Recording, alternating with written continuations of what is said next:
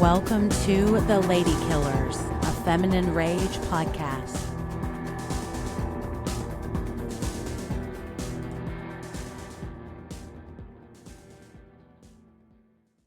Hello and welcome to The Lady Killers, a feminine rage podcast. I am your host, Jennifer's Body Adams, and I've probably talked about this on the show before, but I do not like to sleep. And you know, my ideal power, I've said for years, is pyrokinesis. But really, if I could figure out how to not sleep, that would just, I think that would be the icing on the cake. I've never heard anyone say that. Yeah, it's so weird. I feel like I should be working or doing something productive. Yes, I've talked about it in therapy, so we're on it over there, you know, down at my therapy HQ. But also, like, I don't know. It's like the ultimate loss of, like, aside from death, it's like you have no control, you know? That's true. It's weird. And I like sleeping on the couch too, because I've got that back against me. I like sleeping on the couch too. Yeah. Man, you get a big quilt, you know, like don't use a couch blanket if you're going to sleep on the couch. Use like a bed blanket, and then get your remote, get your phone, get your drink. It's nice. Anyways, the reason I bring it up is because I have never liked to sleep in my entire life. Like at Christmas Eve, I used to try to stay up all night and read some book or something because I was like, that's going to be my treat. And then I would always fall asleep. But I have always had kind of a weird fear of the movie series we're talking about today because I don't like to sleep. And this is a monster that kills you in your sleep. So today we are talking about Nightmare on Elm Street, The Dream Child, and that is Nightmare on Elm Street Part 5, to say in French, or Part 5. We're fancy. We are. We're so fancy, yes. But I'm not alone. I'm joined by a fabulous panel of lady killer dreamers. Shelby, say hello and tell us, what's your favorite Nightmare on Elm Street movie? Hello, my name is Shelby Novak, and I admitted to my two friends here as we signed into this podcast and chatted for almost an hour that this is my favorite Nightmare on Elm Street. Wow. I think you might be the first person to ever say that. I think I am. Hello. I'm like that painting where the guy's standing up at the town meeting. Yeah. Yeah. There are dozens of us. I love Repo the Genetic Opera and Nightmare on Elm Street 5, The Dream Child. Oh my God. Yeah. Wow, you guys are gonna have to have me you guys are gonna have to have me sent to a gothic asylum someday. Just like in this movie. Yeah. So I'm sorry. I apologize, but also I'm living my truth, and thank you for giving me this space to figure out who I truly am. Repo the Genetic Opera lover, Dream Child lover. I don't like it either. Hey, we don't kink shame here, okay? You get to like whatever movie you want. Well, Rachel, say hello and tell us, what's your favorite Nightmare on Elm Street movie? Hi, it's Rachel Reeves, and you are both blowing my minds with these hot takes. No sleep, Dream Child. I guess I'm coming in as the normie, which is also very odd. I don't know, because my favorite is Dream Warriors, I guess. Yes, it is. I'm sorry. One. I know that's like the most boring vanilla take and not shocking to anybody, but it's just like I love the first one. I think the first one is perfect, but I think the third one is just so fun. Mm-hmm. You get the music, you get Dawkins, you get, Welcome to Prime Time. You get all like the kids and their fun. You get Nancy fun, like, too. Alter egos. You get Nancy. Yeah. And super hot Lawrence Fishburne too. Oh my God, I forgot about that. Oh my God. Yeah, I just like, there's so much that's so fun about it. And I'll never forget when I went to Texas Frightmare the Con a million years ago. And I had they had a Dream Warriors reunion kind of thing, how they do. So I got everybody's signature and everybody signed my Dawkins record that I had for that movie. And the guy who plays the wizard was very cute, and nobody was at his table. And so I was like, I will absolutely go and get your autograph and pay you the $40. And like, he was just like the sweetest. So I love seeing those people. So it will always have a special place in my heart, on top of just being like such a fun movie. However, I will say this. I think this movie gets a bad rap. I think it definitely gets, like, I don't know, forgotten about in a lot of ways. So I'm very excited to talk about it because rocks, you guys. I was like, yeah. I think it turns into a Michael! He's got the need for speed. He does have the, yes, yeah. I guess, which also, like, does that make sense? I'm not really sure why he has the need for speed, but that's okay, whatever. It looks of very all of the cool. things that don't make sense in this movie, I can let that one go. This one has the wackiest kills, I think, of oh all my of gosh, them. I know, but also awesome too. Like, I had so much fun with this. Hard, yes.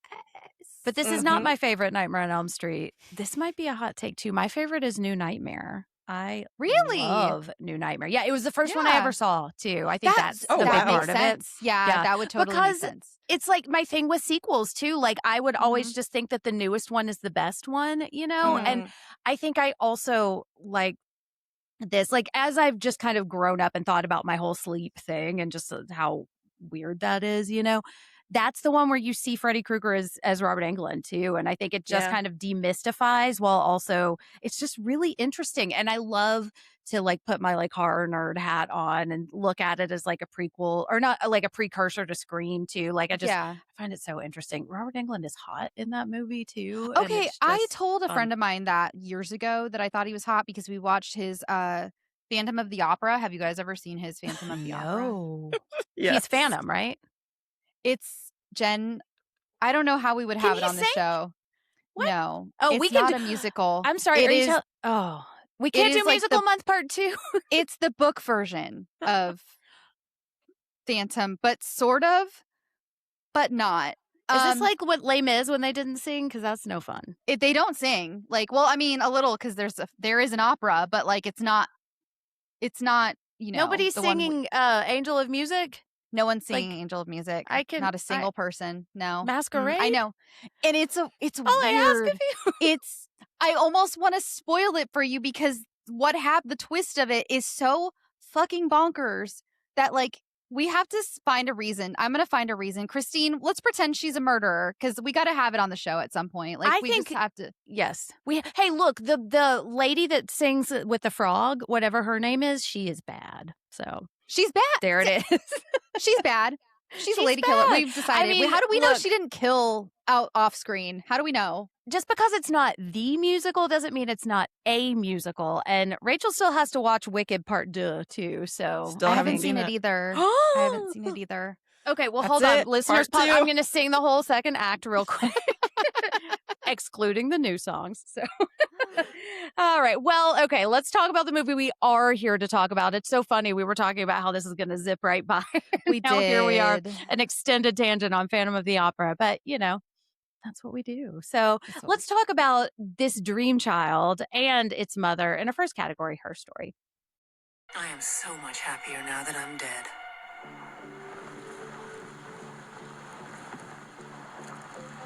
Technically missing. Soon to be presumed dead. Gone. And my lazy, lying, cheating, oblivious husband will go to prison for my murder. This is a section where we tell the story of the film. Spoilers abound, so listen to your own risk. Well, it's a Freddy Krueger story, so, you know, monsters kill you in your dreams. This one stars Alice, a recent high school graduate who is tangled with Freddy before. Rachel, I will be asking you about this later. Sure. She begins having ominous dreams about him shortly after getting down with her hunky boyfriend, Dan. On the night of their high school graduation, Alice has another terrifying dream about a nun named Amanda who gives birth to a baby monster in a mental institution.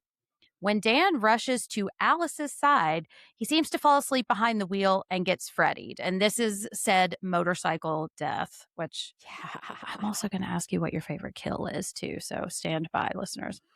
So while dealing with this loss, Alice finds out in the least private way possible that she is pregnant. This enraged me. Apparently everybody in the room knew before she did. That was crazy. Is HIPAA not a thing in Freddy's dream world? Apparently not. Yeah, that is the real nightmare of this. It is the real nightmare. It's privacy laws. Okay, so shortly after her friend Greta dies at a dinner table with her overbearing mom and a whole bunch of talent scouts and agents, it's disgusting and disturbing. In both cases, Alice seems to have a connection to these dreams, even though she is wide awake.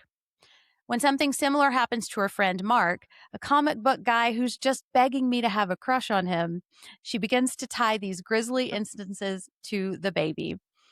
Rachel, this guy reminds me of Gecko. I do not want to have a crush on him. Gecko from The Boys. For, yeah. Oh, my God. Yeah. Yeah. Oh, I had a thing for Gecko. I don't know why, but this Mark guy. She's got a thing for lanky reptile boys. I do. He gives that's kind of Mark's energy. He definitely does. Yeah. You see, even though Alice is not showing at all and seemingly just got pregnant a few days ago, the baby can dream. And it seems like Freddie has been targeting the baby's dreams, and that causes Alice to see them too. Also, Jen, yes? Jen, can babies actually dream? I didn't Google it. I wanted to ask you. I was going to say, we need a science check. I don't know. I need a baby scientist to comment in the, let us know. Sound off in the comments. But not a scientist who studies babies. You never thought to ask the doctor, is my baby dreaming right now? Is my baby dreaming? Is my baby dreaming? I don't know. He said it so definitively in the movie. He was like, yeah, they do. Yeah, exactly. Like, idiot. Why would I didn't Google it because I just thought I'd ask, but well, okay. Maybe we'll solve. Okay, so baby scientists out there, let us comment sound off in the comments. Do babies actually dream? Because they got me. I gotta say they got me. I was like, yeah, babies dream. Yeah, it makes sense. I don't know why they wouldn't dream. Also, how are we going to prove this? You know, the way he said it too. He said babies spend most of their time in a dream state. He said that, and that was wild. Yeah, that was. I'm like, do you mean asleep? Is that what you mean by in a dream state? In a dream state. Pardon me. Okay. Also, in Alice's dreams, the baby is a 7-ish-year-old kid named Jacob that Freddie tries to turn against her. Okay. So when Alice shares her concern with her friend Yvonne, who also happens to be a candy striper, not a nurse, the doctor does an ultrasound, and Freddie somehow gets in her womb and starts menacing Jacob? ? I think. Okay. Feeding Jacob's souls in the womb. Okay. I don't know if you caught that too. Wait, babies That's have why it's like, it was her umbilical cord. It was like, that's what they were falling the ultrasound? Is that what happened? I don't know about that. But he's able to get in through the baby's dreams. He got up in there. Where there's a will, there's a way. That's true, you know. My God. So Yvonne and Mark both become targets of Freddie as they try to protect Alice. And though Mark puts up a good fight, Freddie ultimately kills him, comic book style. R.I.P. Mark. Didn't we almost have it all? While Alice fights Freddie and tries to protect Jacob, Yvonne goes to find Amanda's ghost that is locked away in the tower of the creepy asylum, aka Shelby's favorite part of the movie. It is so cool. And it's just like, so cool. At a certain point, I'm like, okay, I'm watching a Saturday morning cartoon here, you know, and I'm into There's literal cartoons. Yeah. That very obviously painted background, like that, was already out of favor in 89. Like, it was Love like, it. I mean, I've had Take dated. On Me all week, because of that. Because it's like when he reaches, so Freddie tries to become Jacob, but Jacob fights back to save his mom. In some kind of dream magic that I don't totally understand, Alice and Amanda are able to separate baby Jacob from Freddie. Yes. Alice exits the dream with her baby safe, while Freddie turns back into a baby inside Amanda's womb, and she's pulled screaming back into the dream world? ? All right. Yeah. The movie ends. You're doing great, sweetie. You're doing amazing. The movie ends with Alice holding her cute and seemingly not evil baby, while the ominous Freddie jump rope girls cast a shadow over their lives. And that is Nightmare on Elm Street, The Dream Child. A totally normal, not totally at all normal movie. I mean, as you cannot, how do you not see why this is my favorite of the franchise? It's both awful, ridiculous, and awesome. You know, I had so much fun with this. Also, side note, like I was trying to watch this. Part of the problem with not ever wanting to sleep is you get really tired sometimes during the day. And I was watching this and I kept falling asleep. And then, which is not good when you're watching a Nightmare on Elm Street movie because that's how Freddy gets you. But I kept waking up and I would look at what was happening. I was like, what the fuck is going on here? How did we get here? I know. So I had to drink some coffee so I could make it through. And that is not a reflection on this movie because, again, this movie is 5 stars, I think. Okay, Rachel, you are the only one of us 3 that has seen this before. You also suggested this, so big thank you to you. This was Rachel's suggestion, and thank you, Rachel, for bringing this into my life. Yes. Perfect way to end pregnancy month. Rachel, what is your story with Nightmare on Elm Street, The Dream Child?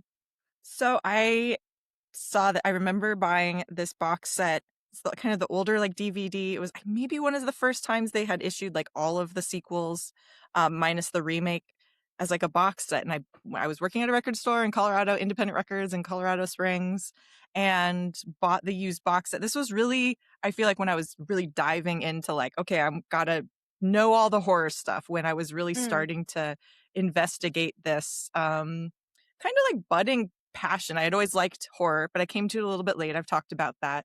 And so this was like early 2000s.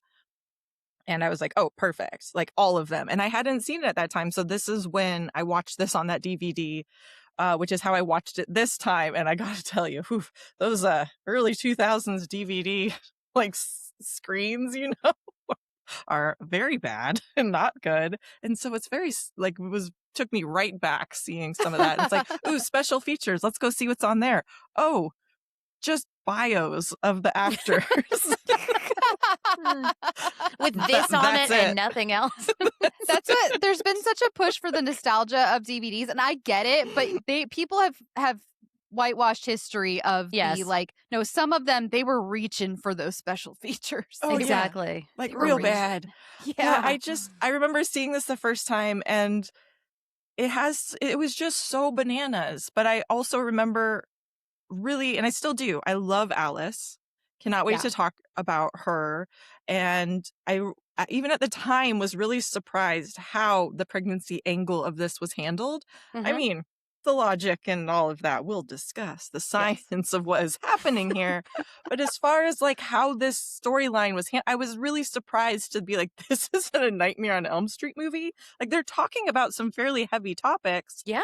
And like, oh yeah, we'll get into all of that. But I did not expect it. And I enjoyed it more than I thought I would. And whether or not it makes sense, that's secondary. But there's some really, I mean, come on. Freddy skateboards. Yes, in this movie. He skateboards. I'm pretty sure he says bitch like 39 times. He writes it on the first time he said it. I died. I think that might have been the moment I was like, this is the best movie ever made. This is great. There's some swings. And also I didn't even think about it. Maybe this was why it was like subconsciously in my brain, but Kelly Jo Minter, who was also in People Under the Stairs. Yes. So maybe, I thought that too. I was like, oh my God, we've gotten so much of her lately, and it's great. Yeah. So I feel like that's kind of how my brain works. So it's like, oh yeah, maybe there was like some subconscious, like, oh yeah, maybe that one, because I think of her from this as It was bonkers. We were trying to discuss this last movie in the group chat. And when Rachel threw that out there, I think all of us were like, what? Exactly. And I would just like to formally thank Princess Di, who is our the die that we rolled, because we had suggested a couple of others that we'll get to eventually, and then we decided to let Princess Di decide. We let fate decide. She did not do us She wrong. knows best. She does. She knows best. Yes. She truly she should plan all of our movies now. She could. She could. Yeah. Yes. I am so grateful that you suggested that, because it was like, yeah. Anyway. I'm so happy. Yeah. And like, we've been talking about some really heavy movies. Yes. And so it's like, there's some heavy ideas here that I'm sure we'll talk about. But also it's like, sometimes it's just nice to have like a lighter, some lighter fare in the mix as well. Yes. Yeah. Well, Shelby, did you like this movie? I can't tell. So oh my God, I love this movie so much. This is my first time seeing it.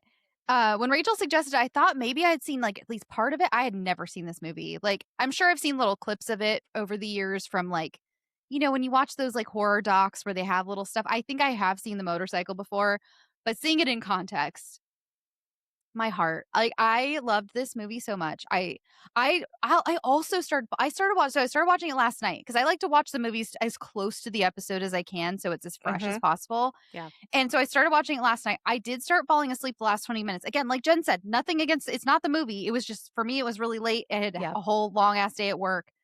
Right before this, I'd been filling out, like, basically doing data entry for spreadsheets. And so my brain was fried, which is another reason this movie was such a delight. Because I was like, what?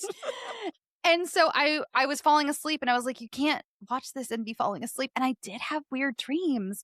It was in one of my dreams, one of the characters, it was Greta, who we will talk about, who gets force fed to death. She stole, I bought some of those frozen yogurt popsicles. It's like vanilla frozen, it's like the crunch bars thing. She stole my popsicles in the dream. She was and hungry. Like, that's true. Yes. Exactly. She was hungry and it felt so real. Like, it was one of those real dreams where you're like, no, this isn't a dream. Like, I just woke up and like I'm in my kitchen. It's really and happening. Like, this is no dream. It's not a dream. It's really happening. Oh, it was so weird and so disturbing because it was so like not scary. It was just like, wait, why are you here? And why did you steal my yogurt bars? Like, I just bought those. And did you tell her that's not what a cover girl puts in her mouth? That's not what a cover girl puts in her mouth. That's when I knew. I was like, oh, this is something special. Yes. So Greta made a little cameo in my dream. Wow, that's nuts.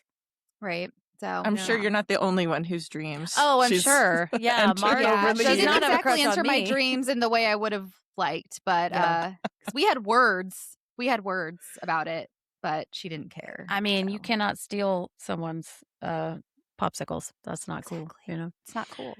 Well, I think I may have attempted to watch this at one point. I remember when Halloweenies was doing their season on this series, I realized I'd only watched the first one, A New Nightmare, and probably the remake too. And I was like, I'm going to watch them all.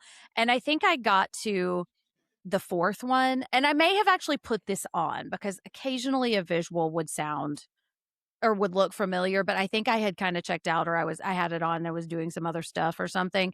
But I do remember, because I just edited our Hand That Rocks the Cradle episode, and I heard just like the barrage of us saying, Rachel, is it this one? Rachel, is it the one with the cockroach? Rachel, is it this one? Like, I had this vision in my head of a graveyard and a nun, but I couldn't quite grasp that. And I kept thinking that it was Nancy in a graveyard, which I think happens in 3.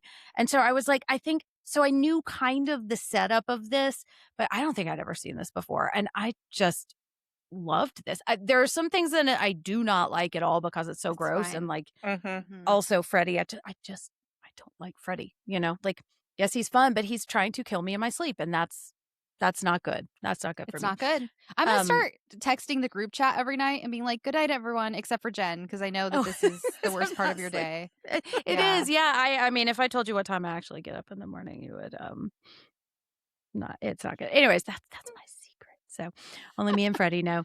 But yeah, I had so much fun with this. And it was like, you know, it's been a stressful month. I got a lot of shit going on and just trying to keep track of everything. And this was just such a nice, like, brain break, too. It's like, this felt like the equivalent of all the Housewives episodes I've been watching. You know, it was like horror Housewives. Well, it is because you have to turn your brain off because it doesn't make sense. It doesn't make sense. Okay. Look, I thought it made a lot of sense, you guys.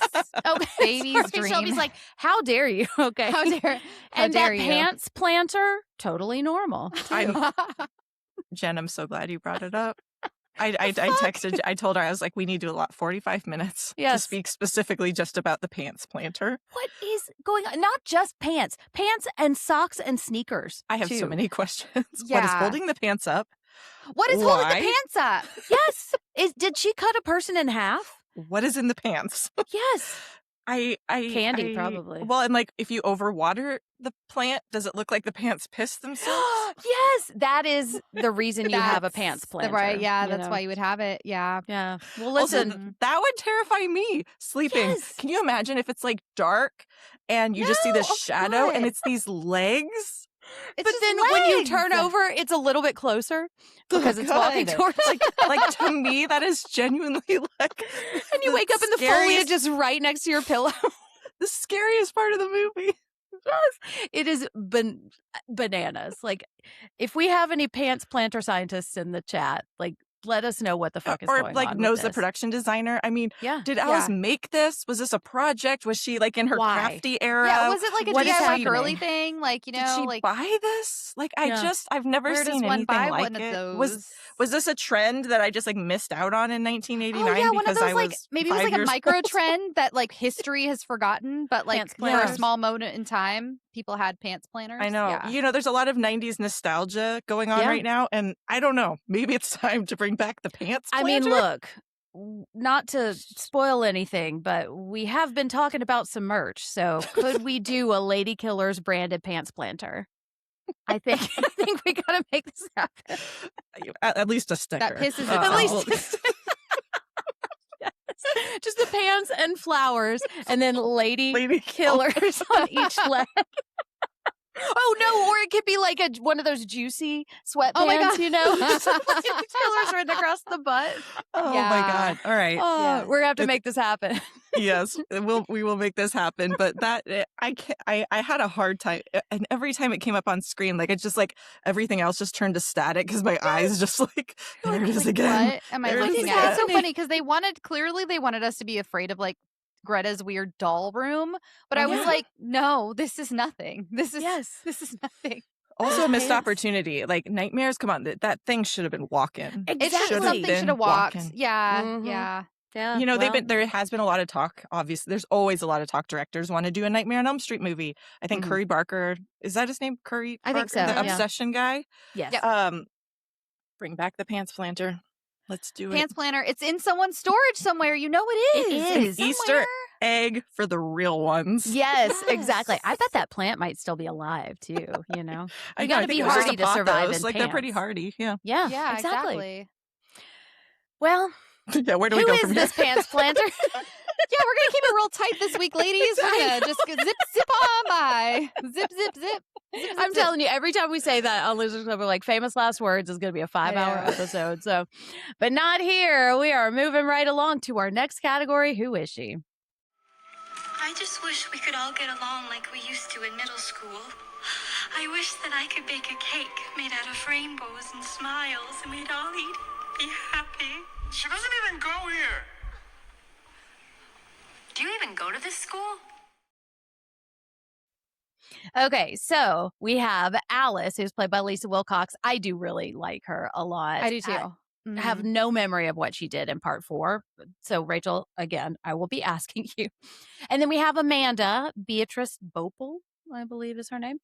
Yvonne, do y'all say Yvonne or Yvonne? They kept saying Yvonne, but I always say Yvonne, but they are saying Yvonne in the movie. Like I waited tables Mark with definitely somebody. Did. He did. Okay, yeah. I waited tables with somebody who spelled her name this way, and the manager was always calling her Yvonne, and I couldn't tell if it was just to fuck with her, but I always thought it was funny. So because I had an aunt with this name, and it was Yvonne. Like she. I think it's probably Yvonne, but I like Yvonne. So, anyways, you know.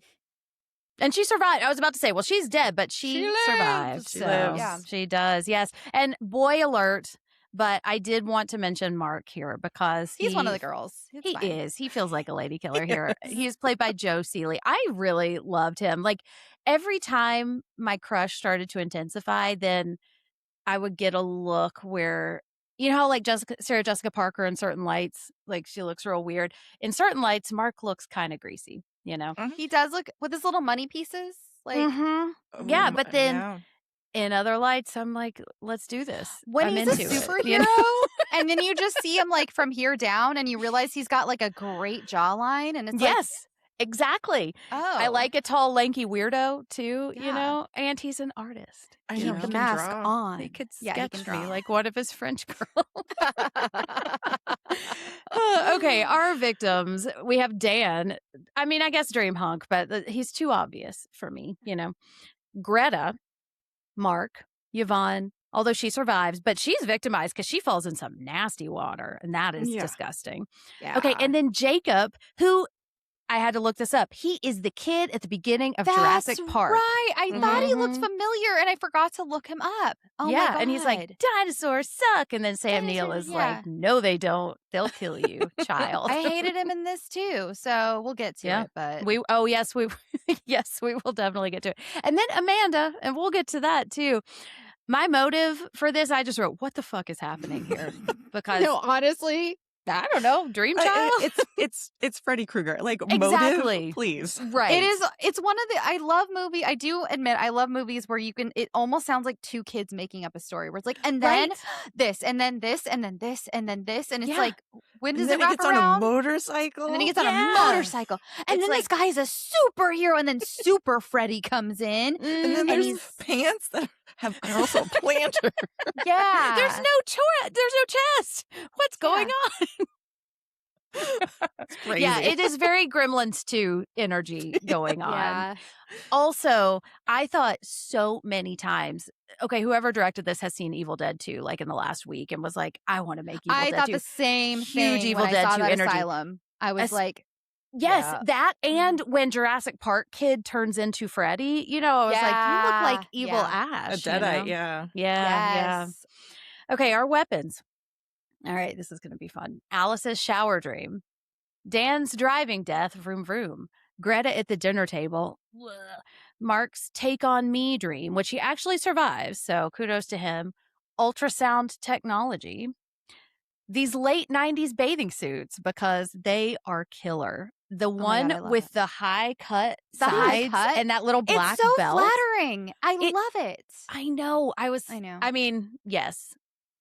Part of me was like, should I buy some? But this movie had me wondering if I should buy a 90s style bathing, or because 80s, they're coming back those high cut legs. What were they called? French cut or something? Yes. I think called. So. Yeah. The classic.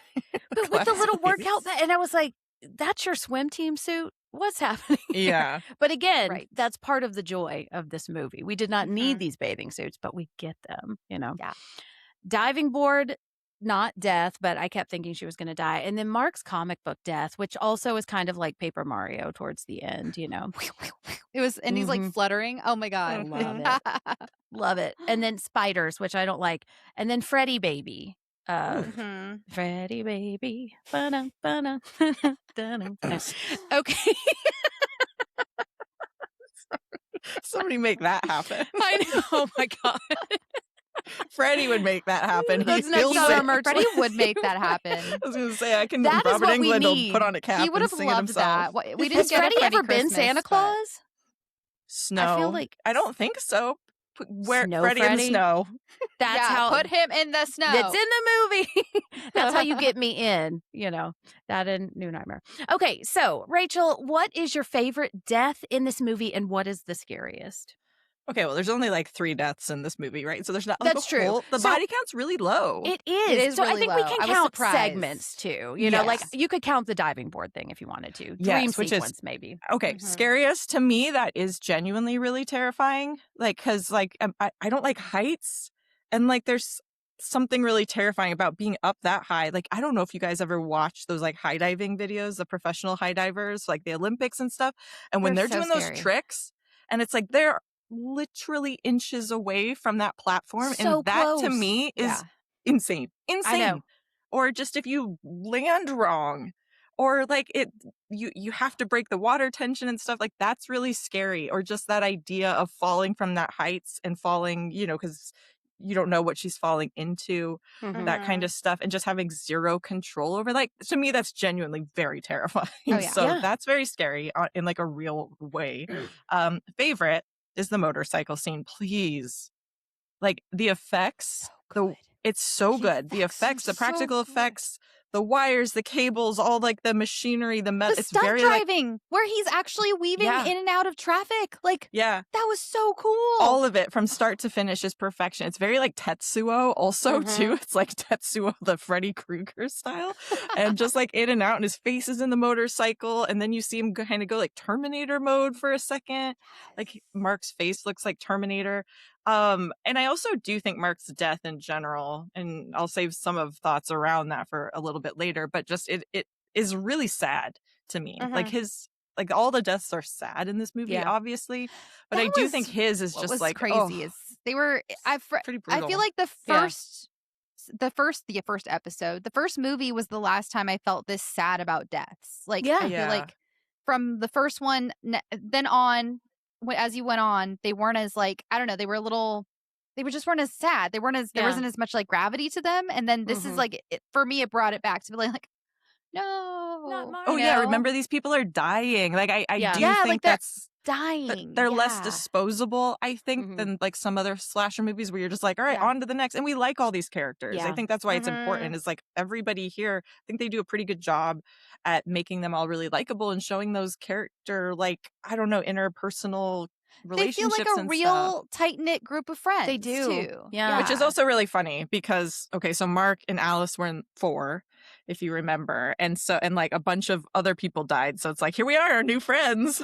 Oh, okay. I was wondering about that. I was wondering that too. Dan seems to know what's going on with this stuff. That's right, because Alice like calls him. Oh, I said Mark, Dan and Alice. Sorry, Dan boyfriend. And okay. Yeah, well, I mean, when all your friends die, you have to get brand new friends. I know. It's just like very funny. I was just like, oh, a year earlier, all our friends died in 4, right? Yeah, her brother dies in the previous one too. That's why her dad at one point said it'll be nice to have a little boy playing around the house again. Oh, I know. Yeah, which is like the only reference to him, and it's just like they're on to the next new friends. Yeah. Well, and that's one thing that I kind of appreciated about this movie because I had I had no clue what happened in 4, even though I mentioned I have like these kind of weird memories of stuff. And I still completely understood everything that was happening here. Not that it's like the plot of Tenet or something, but, you know. Well, there's some similarities. Well, that's true. That's true. You know, that one. I just love the idea that Robert Pattinson had no clue what the fuck was going on in that movie that he starred in. And he was like, all right, here we are today, you know. I'm walking backwards. Exactly. Well, Shelby, what is your favorite death in this movie and what's the scariest? Oh, Dan, hands down, motorcycle. Those effects were so cool. The way they did that motorcycle, the way it like when it grabs, it like punches into his leg and then stuff is being injected and like his hands have these like, it was so nasty and he turns into a skull for some reason and Freddy's just there mocking him. Freddy is wires. Dan is a skull and like, it was like, and then, like I said, the stunt driver, who you can tell they actually like had someone weaving in and out of traffic in the dark. And it was a great directorial choice to like, you know, do this in the dark where you could see the actual motorcycle, but like not have to sacrifice, you know, the effects and everything and do close-ups of the effects. And I just thought it was so cool. And like Rachel said, Dan's death was so fucking sad. Like it was so sudden because in the end, it was a car accident. And who among us don't know someone who's passed from a car accident, even in high school, adjacently? Exactly. In high school. Exactly. So it was like, whoa. And like and then it taunts Alice the way Freddy possesses his dead body and taunts her as her just died boyfriend. Like that was crazy. And then, you know, I do love the cutesy little, the driver of the truck looked like Freddy for half a second. He has the hat and a sweater on, but it's not him. And he's kind of like traumatized. Everybody's very traumatized in that moment. And it felt really real for having just seen him as like skull motorcycle guy. Like they somehow they immediately grounded this death. And it was like so very sad. So yeah, that was my favorite death. The scariest scene to me wasn't a death, but to me it was when we see Amanda, which, by the way, have you guys ever heard of the Tiffany problem? No. The Tiffany problem is a thing in writing where Tiffany is actually a very ancient name. It's like a really old ancient name, but it sounds modern. So you can't set a story in like 1750 and name a girl Tiffany because it feels too modern, even though it is not a modern name. That's how I felt about Amanda. To me, this was the Amanda problem. Her name should have been like, I don't know, Bertha. Prudence. You know? Prudence. Yeah. One of those old-timey virtuous names. Like that's what, and I was like, Amanda? And it's like I already knew this too going into this movie, but it's like I'd forgotten. And I think when I first learned about Freddy's mother, I don't know. It wasn't that deep to me, but for some reason in this one, it like kept catching in my head every time they would say Amanda. And I was like, Amanda, mother of Freddy. you know. That's And funny, like I am sure it's like Tiffany, where it's probably a very old name, but I was like, Amanda.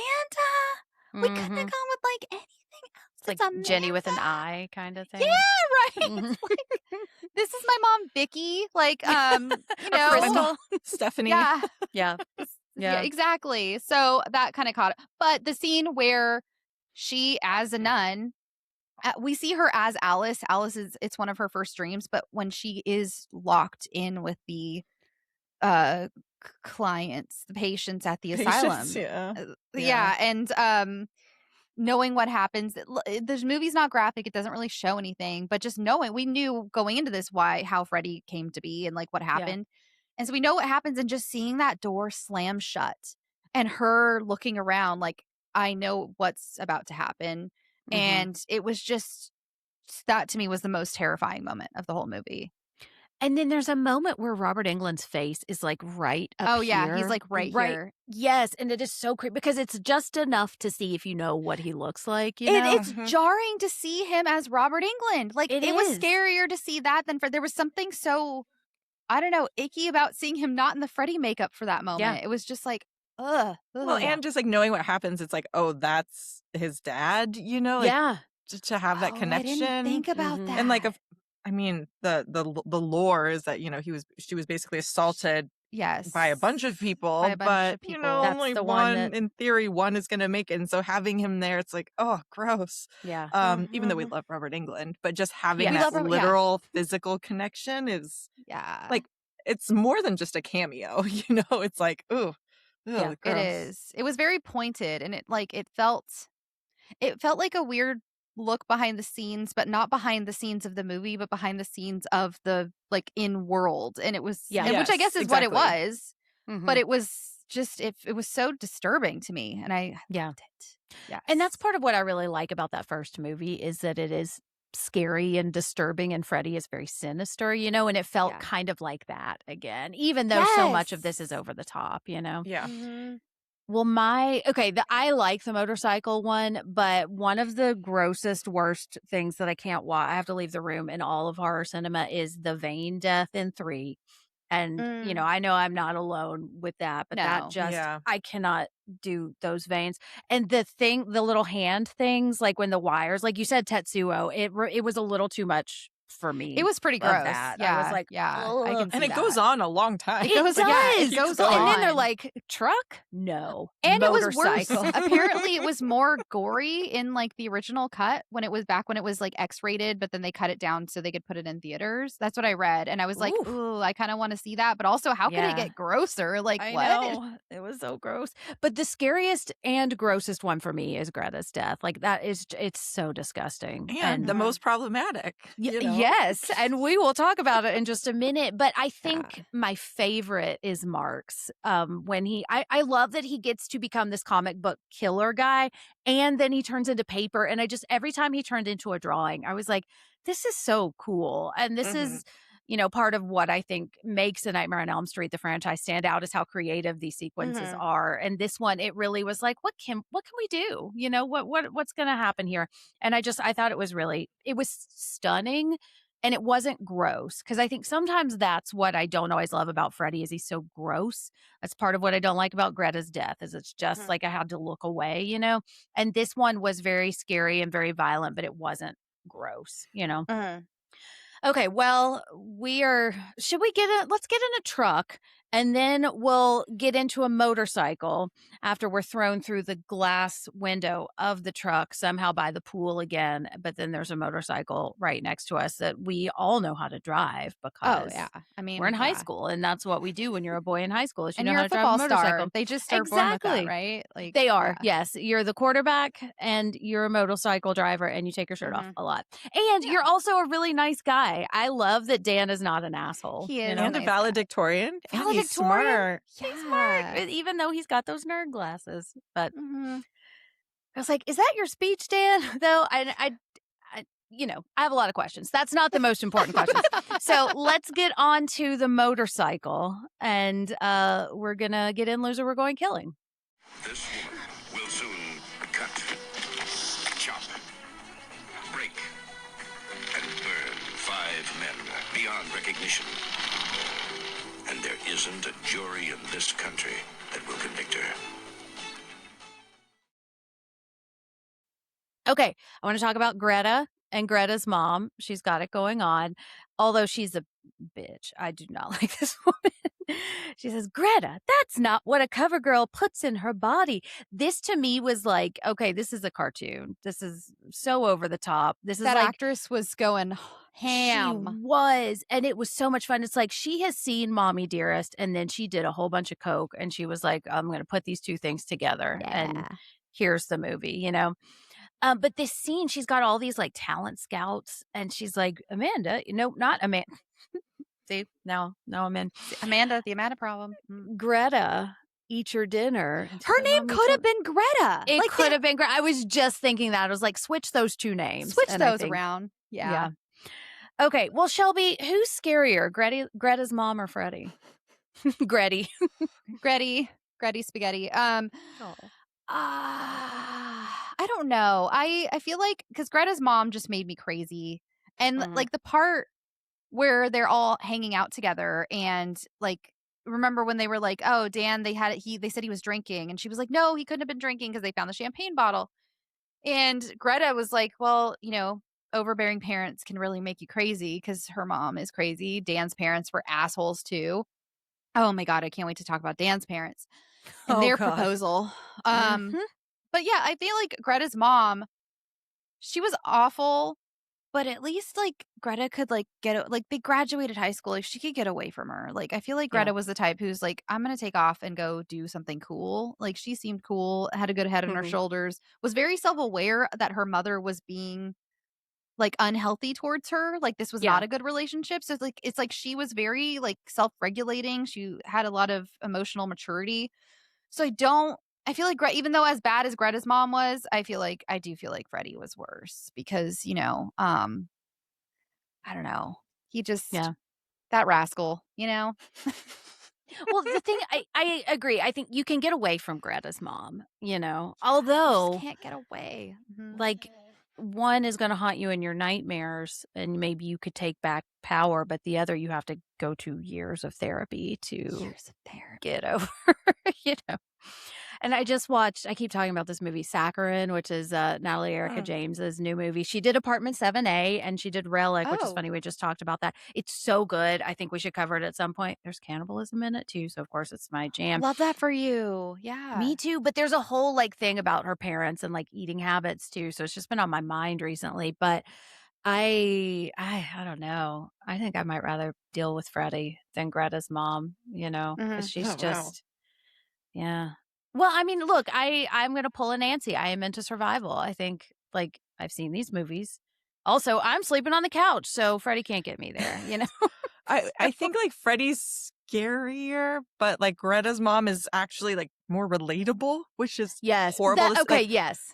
Like, I can see this. I think probably we've all, whether it's our mom or not, like, I'm sure, like, we've all dealt with this in some capacity, especially like this time. Like I feel like it's interesting because like the 80s, like the workout craze and health stuff was like huge, right? It was going through trends. I feel like we're in one now almost. And like 90s is back.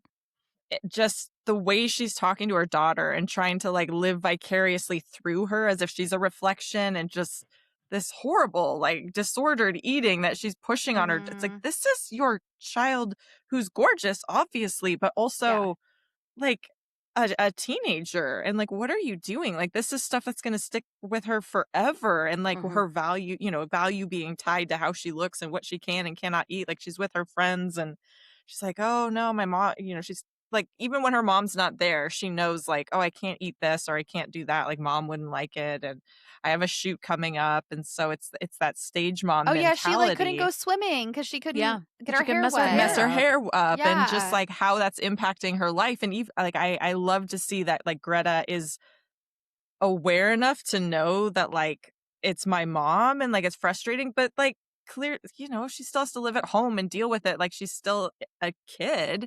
She's not quite out of the house. She's almost out of the house, but not quite. And that she still has to deal with it. And to me, that's terrifying because it's day in and day out.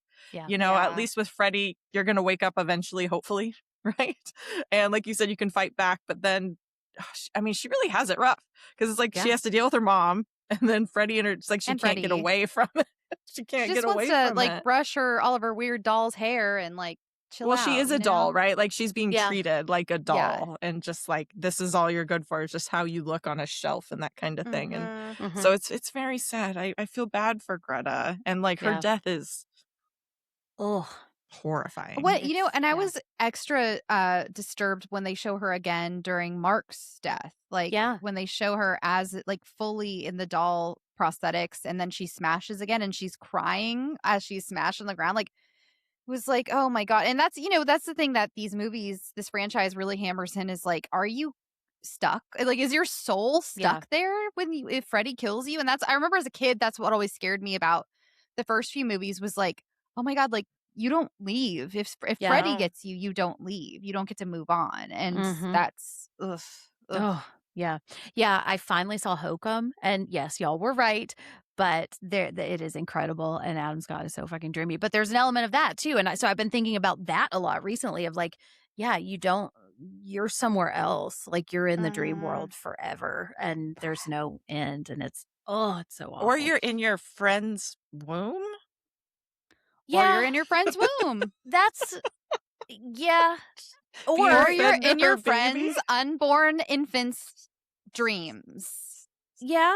Then do you become born as your friend's baby? That was one thing. I know they solve it in the end, but I was like, what for science, what would have happened? Alice, maybe you should just let this happen because I kind of want to see what this would have. Let's let this play out, It might not be that bad. I don't know. Or now you're maybe in Amanda's womb with Freddie, who's just slashing her all over the stomach. I was like, what the fuck? Are they in Amanda's womb now? Rachel, we're going to need you to explain this. Okay.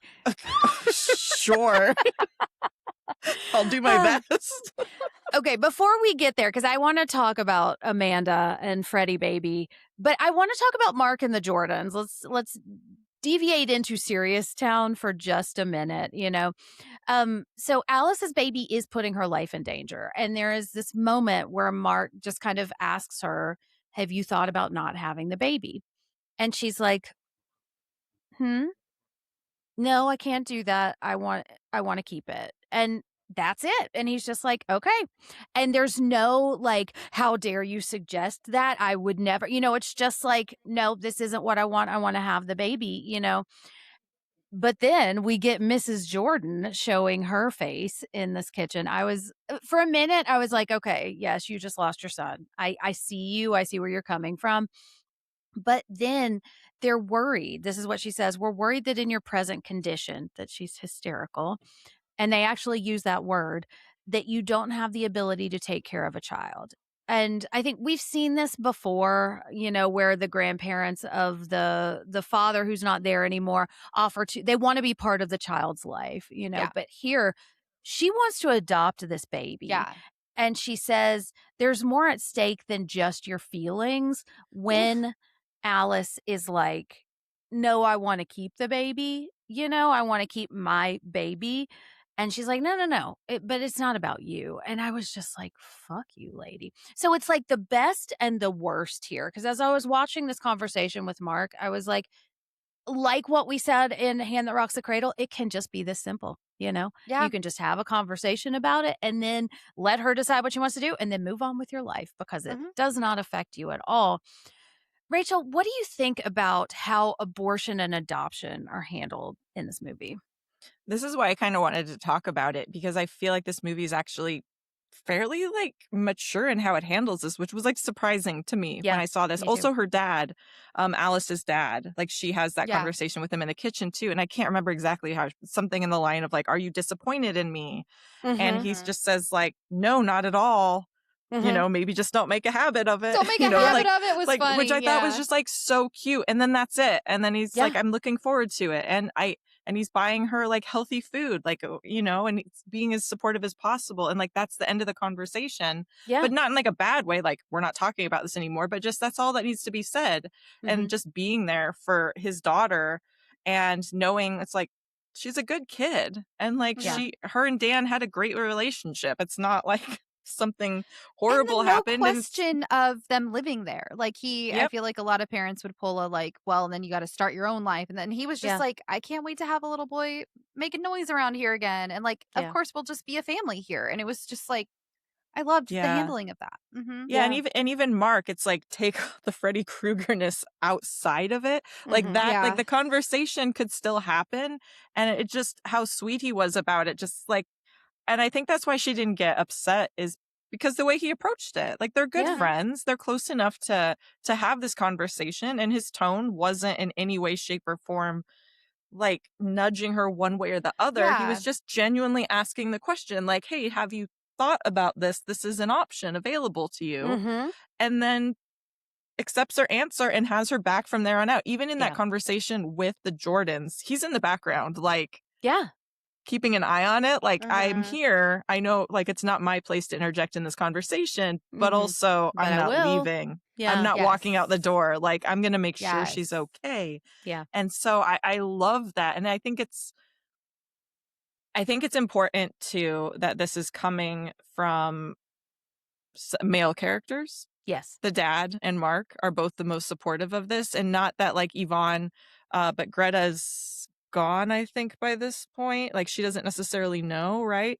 Mm-hmm. And I think Yvonne is also like supportive, but they just don't have those conversations. But I think it's really special that it's these men in her life that are supporting her and not judging her, and like, it's a good reminder that's like, hey, men can be supportive too. It's not because she's pregnant, like, it just has to, it's not just like her girlfriends that are having these conversations. Like, they can have these conversations with her too.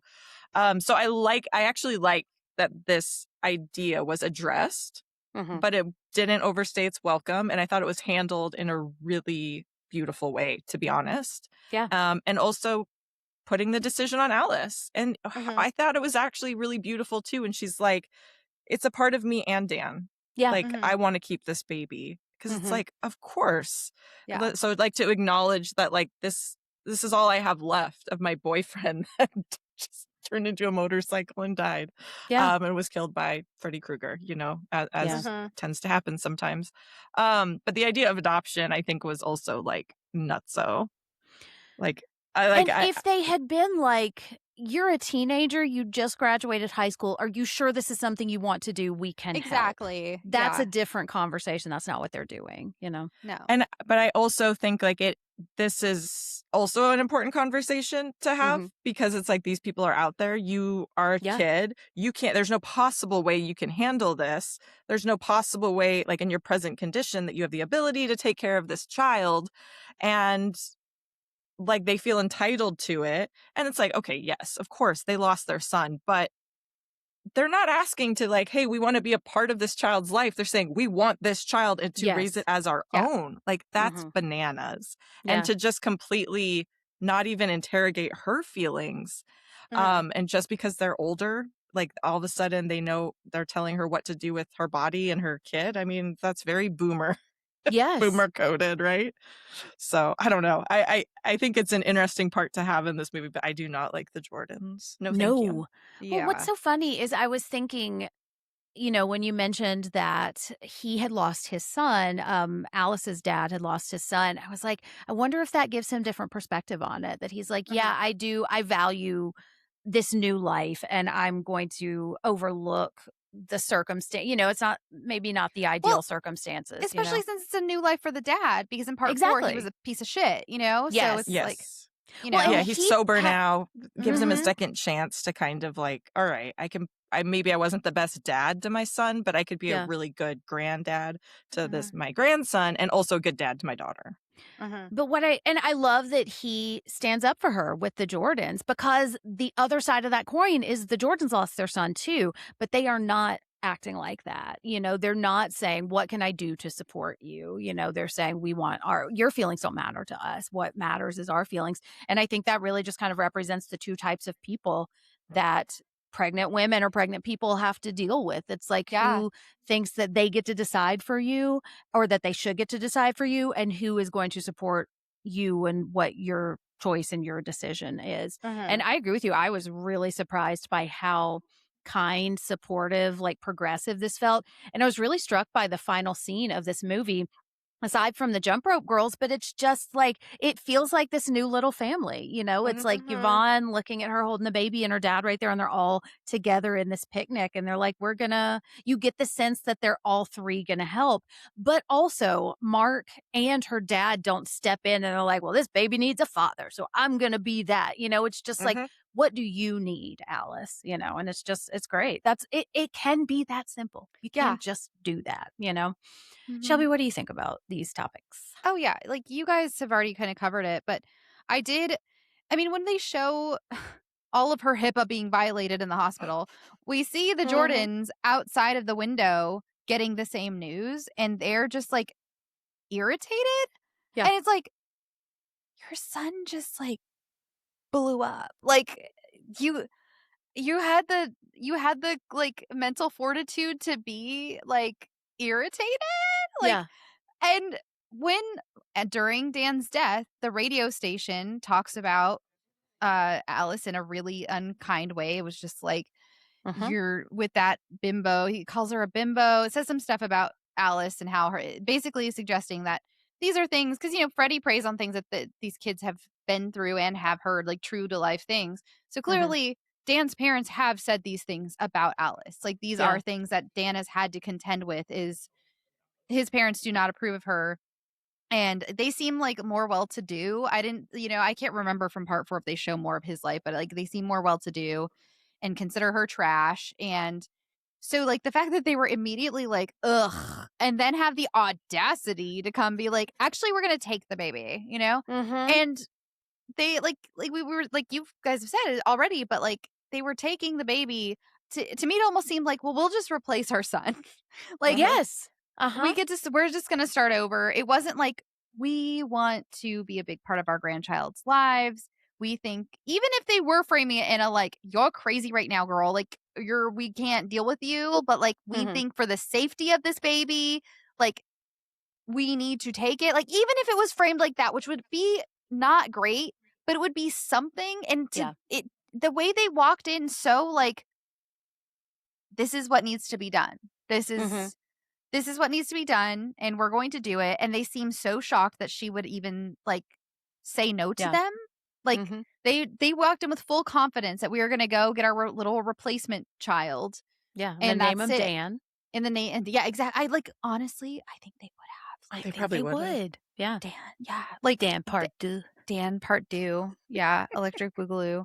You would have taught him football real early. Maybe this one will appreciate what they did, because remember when he's like, I want to go hang out with my friends, and they're like, this is important, son. And he's like, oh, but I want to go to France with my girlfriend for the summer, which just shows that it's the 90s. That's crazy. We're just we're just gonna anyway.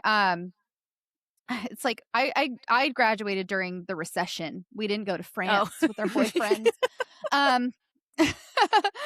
So it was, I don't know. I feel like it was all handled in such a neat way, like an interesting way.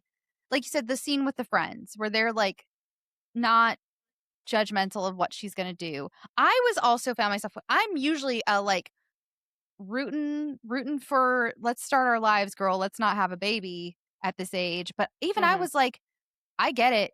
Your boyfriend, like, he's a smear on the pavement now. Like, you gotta like, I get wanting to have a part. Like, did you guys see Saved? Do you remember the movie Saved? Did you ever see that with Mandy Moore? And that was another movie where I was like, I kind of get it. Your boyfriend died. Like, you know, I get it. I do. I understand it in this moment. So yeah, I think that it was handled beautifully. I think it was handled really well. And it was like, oh, this isn't, I was even with her when she was talking to her dad. I was waiting for the disappointed dad speech, or like, you know, oh, my life, you know, went off the rails and I don't want that for you. And no, it was purely like, I bought you carrots, and we're going to have like, no question, not even you can stay here. Yeah. This is just what we're doing. We're going to have a life now, and then there'll be a baby here, and it's going to be great. Like, what are you even worried about? I'm not worried. Why are you worried? And I thought that was really lovely, the way they handled all of it. And then all the other stuff happens, you know, but it's fine. It works out. Yeah. Okay, well, then let's talk about some of that stuff. The other stuff that, Rachel, you're going to have to explain to us. But before we do that, let's pay some bills. All right, we got to talk about Freddie baby, because now that's stuck in my head. Okay, what the fuck is going on with this breech birth? Okay, the nurse says it's one of God's creatures. Take solace in that. And I was like, you better show me this thing. This reminded me so much of the chest burster scene in Alien, because this monster baby is scampering around on the floor. It is. And then it's like turning around and it's like looking at Fred. And I was like, what is... I was like, kill it! Step on it! And then we have Amanda, and I can't remember exactly when this happens, but she's like this statuesque nun just kind of walking around. She says, your birth was a curse on the whole of humanity. I will not allow it to happen again. You brought me back to give you life, but now I will take yours. It's like, that's kind of cool. I want to have a speech like that someday, where like the lightning, I'm calling down the lightning as I like smite people, Yes. Okay, Rachel, what the fuck is happening? And who is Amanda? What's going on here? And why does she have to get stuck with the demon baby that claws her stomach open? Well, yeah, okay, so Amanda's Freddy Krueger's mom. Okay. And she was assaulted in that asylum and impregnated because she was assaulted by a bunch of mentally unwell people that did something to her baby and he was born bad. Okay. The bad seed kind of thing. The Freddy origin story has not aged well, huh? No. Because that's why he went on to become the child killer that we see in the first movie. Correct. Or we are introduced to. Okay. Yes. So he was born bad. And so I think this whole scene, the breech birth part of it, I think is just to further double down on the fact that like he's extra twisted. Bad. Yeah. Yeah. So like not only is he an abomination, but the birth is an abomination. And he looks that way. But at the same time, in this current timeline of this film, yeah, like he's brought back. Bringing Freddy back is always an interesting test of faith, so to speak, in the franchise. Like, wait, how was he brought back? I kind of like how Michael is just there again, and same with Jason. It's like, he's just been living in the woods. Yeah. Whereas Freddy, it's like, it's the ultrasound technology, or he snuck in through your womb. Yeah, because he's always had this connection with Alice. So Alice inherits basically this ability to kind of channel Freddy. And that's how he uses her to get to his friends. But she has kind of this ability to navigate the dream world a little bit differently. And so, yeah, by getting pregnant, like now he's able to get into her baby. And because Amanda's bones are still in the Gothic asylum, that's like some sort of connection to this mortal coil. Who locked Amanda in the tower, by the way? Freddy, I think it's implied. Like, I think that's what Mark is kind of trying to figure out. Like, how is this nun, involved in all of this? And I think it's because like she was killed. I was going to make a nonsense joke. It's all a bunch of nonsense. Really, truly. And so I think her bones are still there. And so she's still attached, which allows Freddy to have another like weak sort of thing. That's why like the baby part like crawls into his clothes. And that's like how he's able to come back. I can't really tell you exactly. But as far as to like poor Amanda, yeah, she had a rough go of it. I'm not exactly sure. I think there's just something about the fact that she's a nun to just triple down, I guess, on Freddy's evilness, because a nun is obviously a person of faith, a person who's dedicated their life to God and religion and good things and helping people and all of that. And yet all of this bad stuff has happened to her. And so it's kind of like the yin yang sort of thing, the counter to like something bad is born out of something so good. And so I think more than anything, it just looks cool. And it like seems like it would be cool to play with. I'm not sure. I don't know why they keep punishing her. I feel bad for her, but you know what? I like it when people take accountability. And regardless of whether or not Amanda is responsible, she's not really responsible, but she understands that she played a role in this entity that is Freddy Krueger. And Women that's are why she always comes paying back. for men's mistakes, you know? Yes. And she's like, you know what? I don't have to do anything, but I am going to come back. I am going to come back and make sure that you don't hurt this innocent And she baby. basically locks herself in this hellscape to keep him away from other people. I was like, man, you deserve like bonus heaven for that. That was exactly, you know, whenever you get there out of the where you're at now, but because she never comes back in the series, right? This is like the last time. I think this is it. And I do like how the one thing Freddy Krueger is afraid of is his mommy. Is his mommy. Yeah. Well, my question almost was, does Amanda deserve her fate? But then I was like, no, I don't think so. Like, and I just don't know if we get enough, because I'm looking at this through this movie, you know, and I'm like, we just don't know enough to know. And I think you're right. Like, I like the symbology here of like, she's the nun and it's part of her, like, I don't know, it almost feels like it's her sacrifice that she is, you know, she's taking one for the team. I was going to say, if you want to read into it way too much and give it way too much credit, the fact that this woman was assaulted, this is a child of sexual assault. Mm-hmm. And whether it's because of her beliefs or the time she grew up or the resources available or whatever, she goes through with the pregnancy, even when it's bad. It's bad. It's going to put her at risk, the child at risk. It's not going to end well. And yet, for some reason, we don't have that information. She's forced to go through with it. So, I mean, I can't relate to that. That sounds crazy. That would never happen. Exactly. So always going to turn out well, right? I think it's kind of an interesting thing to show that, like, this is what happens when, I mean, not that this is what happens, but you know what I'm saying. But it's just, if she didn't have those resources to do anything about it and was forced to go through with this pregnancy, then there's Freddy Krueger. Yeah. Yeah. Okay. Well, you mentioned something about Alice inheriting something. So who is Alice? What did she inherit? How did she get mixed up in all this? Okay. So Alice, she was in the last movie and she was just part of the crew of kids that. Okay, so by inherit you meant she grows up in Elm Street, and so that's. Yes, she's not like part of like the original kids, you know, the kids of the parents that killed Freddy, but she's friends with a girl named Kristen, and then Kristen has had this ability to, you know, use her dreams and stuff to communicate and manipulate Freddy. And then when she dies, I'm trying to look here. Yeah, I think it's like Kristen dies, but that ability, Alice gets it. So she's able to. I like that. Yeah, it's like it puts her friends at risk too, but he uses her as a vessel. So it's not a literal inheritance. Like, I think this movie takes place like the year after all the events of 4. Okay.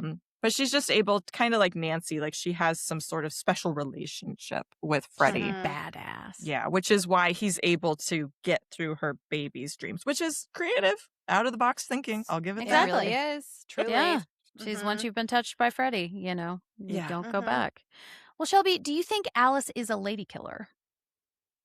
Considering what we see in this movie, too. And what we see in this movie, because that showdown with Freddy, I know Amanda ultimately, like, yoinks him back into the wherever space.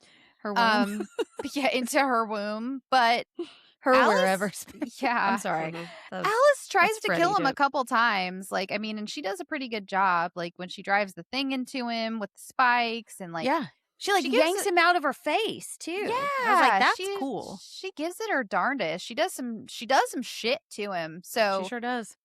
Yeah, so I think I would consider her a lady killer. And, you know, it's always one of those that's like, this is maybe terrible, but she almost is, because of her connection to Freddy, at fault for her friends around her dying. Like, again, it's like with Amanda, where it's like, it's not her fault, but like, because it is her, she's not at fault, but she is the catalyst for it. Yeah. So unfortunately, and she keeps like trying to save them, but she doesn't. And I did think this is one thing I forgot to talk about for Mark's death, though, that afterwards when the police are there and they're like, oh man, that building is not up to code. I don't know why that cracked me up. It was just like such a simple explanation. Like, yeah. Oops. Yeah. I love how these movies kept the vein of like the parents, like almost like just really explaining away everything, and like just like every adult in town. For how many years now? When did the first one come out? It's like been like 5 years, 6 years that this has been happening. And they're still like, the building's not up to fell code. into a well. Got kicked by a mule, She choked on her food. Oops. What are you going to do? I don't know. He had champagne in his car. So he was probably drunk. We didn't test his blood for whatever reason. We just assumed he was drunk because we found champagne in his car. It's kind of like It Rules, like it really Derry, is. It's like maybe Freddy is like cast a spell.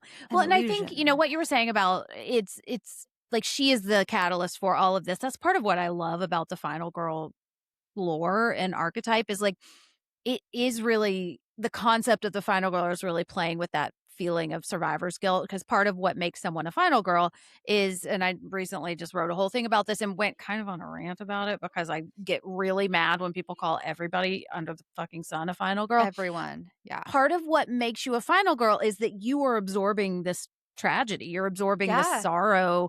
You're left alone.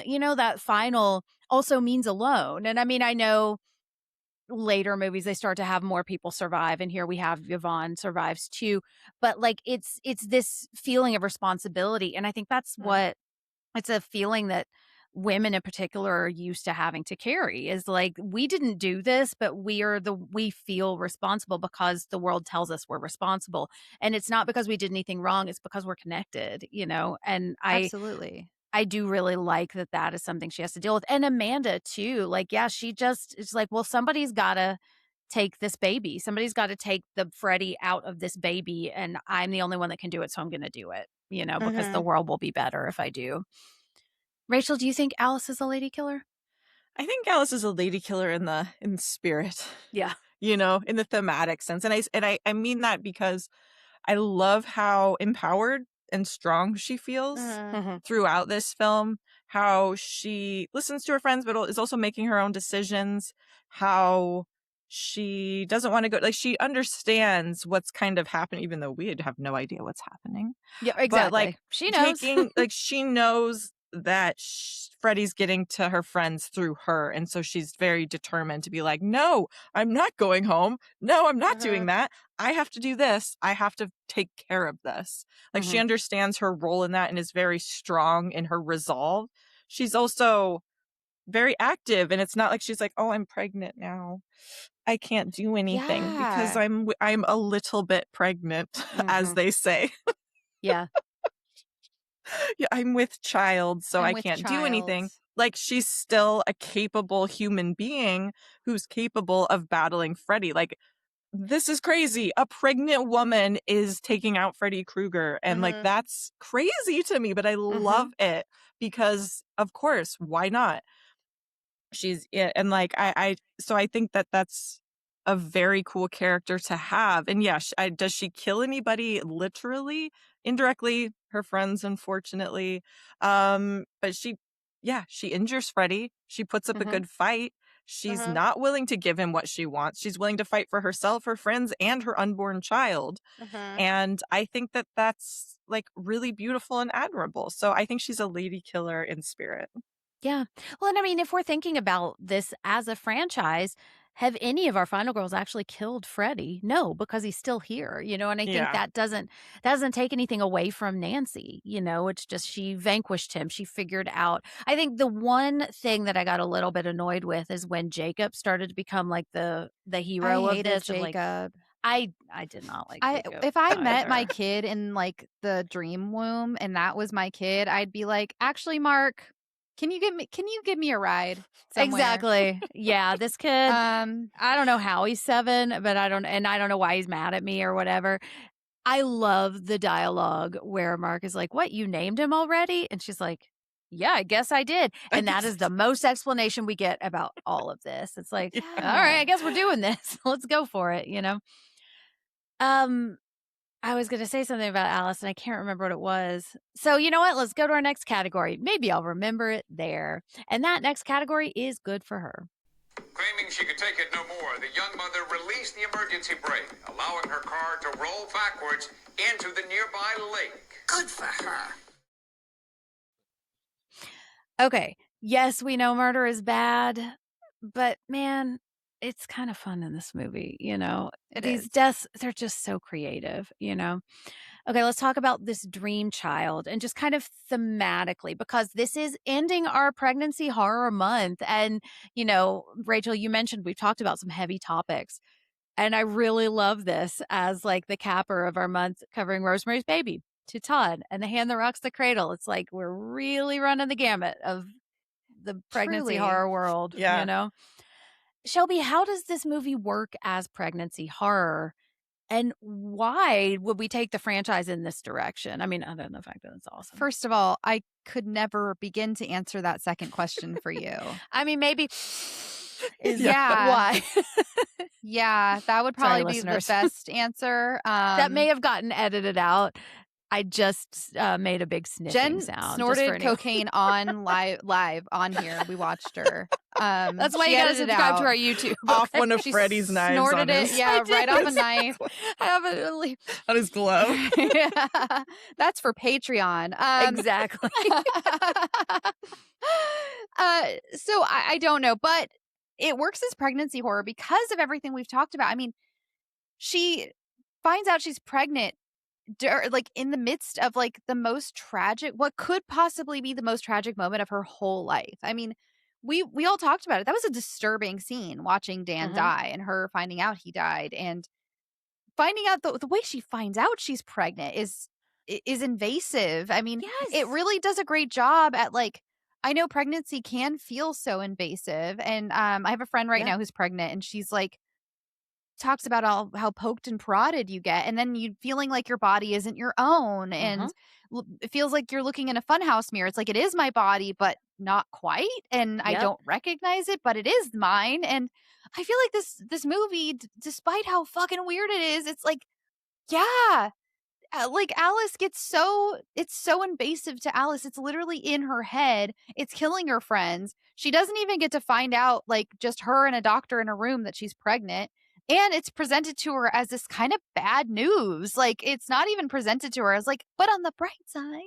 Yeah. You know? It's like, and sorry, girl, but also we can't even give you the good drugs to knock you out because you're crazy. Like, I'm sorry.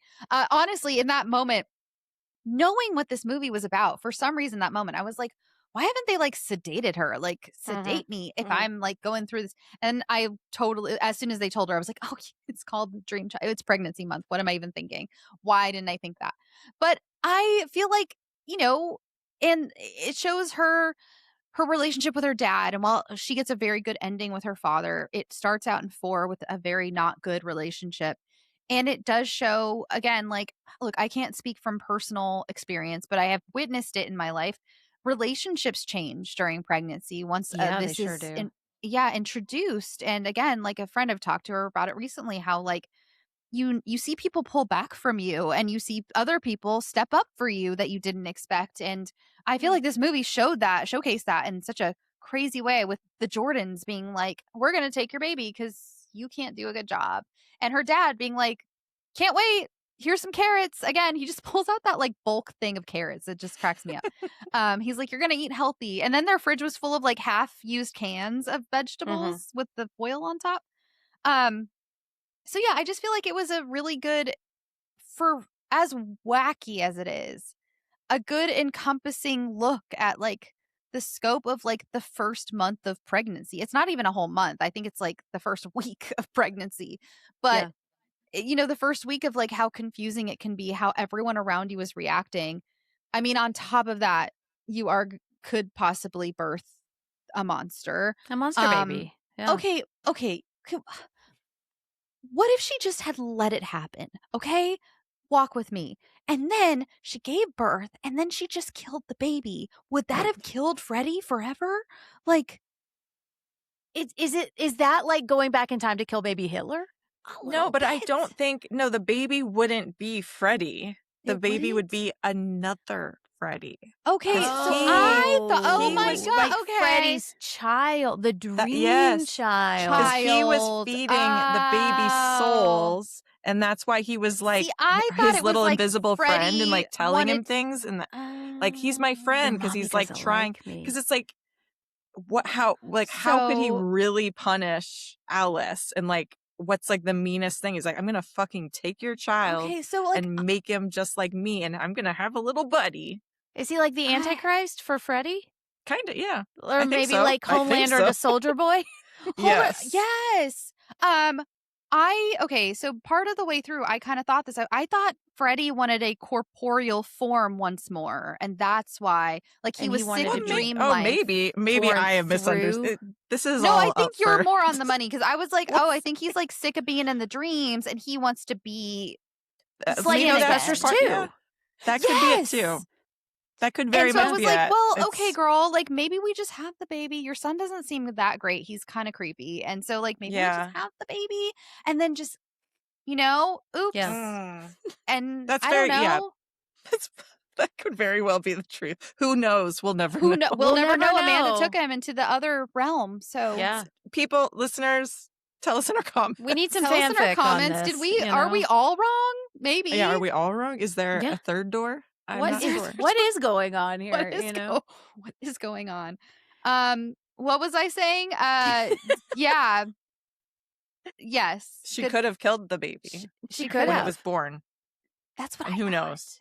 Yeah, it's a live kind of situation. Well, and I mean, I guess yes. Then she would be Amanda again. She would become Amanda, and that breech birth did not look. By the way, apparently out there, if you're listening, if you were a breech birth, this movie is saying you're weird and twisted. So I was thinking that, and I just want to say for the record, if you're like, they know how to twist, like they know what to do, and also C-sections. I've had 2 C-sections. They weren't my favorite thing, but everybody's fine. Everybody's turned fine. out okay. Yeah. Jen has 0 evil children. 0. I have 0 evil children. That's true, and I am not evil. Although when you were talking about like the people that. Like how it changes your relationship, that I was thinking about Corey, because after the second one, I was like, I really wanted to take a shower while I was still in the hospital because, that for whatever reason. And I was like, they told me I could take the dressing off, which was a big mistake because I took it off. Like it's my scar is twinging right now as I talk about it, and it started bleeding everywhere. And I was just standing in the bathroom and I was like freaking out and I couldn't move, and I started screaming for Corey. And it is like my lowest moment of all time. And he just took care of me, and he pulled a nurse in and he gave me some towels, and like that's when you really find out what your partnership is like, and luckily mine turned out to be good. So, that's beautiful. Well, Rachel, what do you think about this as pregnancy horror? On that note, sorry. Yeah. I think it's fascinating because it's unexpected. Like, you don't expect a pregnancy horror film in this franchise necessarily. But it is, this whole franchise is about kids and generational trauma and the sins of the parents, right? Like, that's all very much. So it does actually make a lot of sense and fit in. And I do know that the screenwriter, there was a lot, like many late franchise installments, there was a lot of hands and a lot of ideas thrown around. Yeah. But the woman who did write this screenplay was written by a woman, and ultimately I think the idea was that, okay, people who watched this movie when they were a lot younger, like they're adults now, and maybe they're having kids of their own, so they wanted to kind of mature it up a little bit. That's and like we want to talk about ideas and themes and things that might be of actual interest or actually relate to our audience, which makes a lot of sense. And I also like that they're teenagers. Like, teenage pregnancy is nothing new. Like my own mom was she was born to a 15-year-old in Kansas. My mom was born. Yeah, my grandma was 15 when she had my aunt. Yeah, and it was adopted out because what else is a 15-year-old in Kansas going to do? Like, who knows the situation? My mom never dug. She's like, what more do I need to know? She was 15. Like, I get it. I get it, girl. I'm not going to like screw up your whole life and, because of that. Like, clearly I get it. Yeah. And so like, I think that that's a fascinating thing to bring into this and just acknowledge that, like, teen pregnancy. it happens and it can be complicated and messy, but like you should still take it seriously. And so, you know, like we can talk about it in a serious but non-judgmental way. And so I think that was something that they wanted to do. And, you know, well, the science of some of this is up for debate. And like, you know, how are you going to bring babies dream? Do babies dream? A lot of shit goes down when you're pregnant. Sometimes you turn into a motorcycle. Sometimes a diving board kills you, you know, and that's it just in the first trimester, you know. It's just the second trimester is the easy. Jesus. And like, I also like how it doesn't talk down to the teenagers or the audience. It doesn't. Yeah. Yeah. Like the movie itself never judges Alice either, I feel like. Yeah, like when you were talking about like we can talk about this seriously, I was thinking, it doesn't have to be a tragedy either. You know, it does not have to ruin your life. Now, it maybe is not ideal, but also that like treating her like a pariah is not going to help anything. You know, like she's already pregnant, you know, like that intervention is already gone. And, you know, they weren't trying to get pregnant and they didn't know Dan was going to die. They didn't know Freddie was going to come back.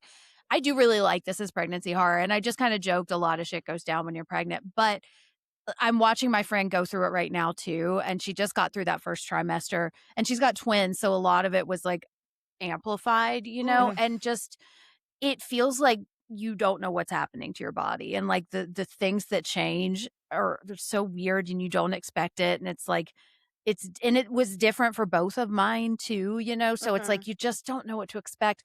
And I kind of like how bizarre this is because it doesn't quite feel like what it's like when you're pregnant, but it can be really disorienting. You can have weird dreams when you're pregnant too, because your body is just kind of, it's like every system is kind of turning over on itself and like figuring out how to do this twice and like grow another human being inside you, you know?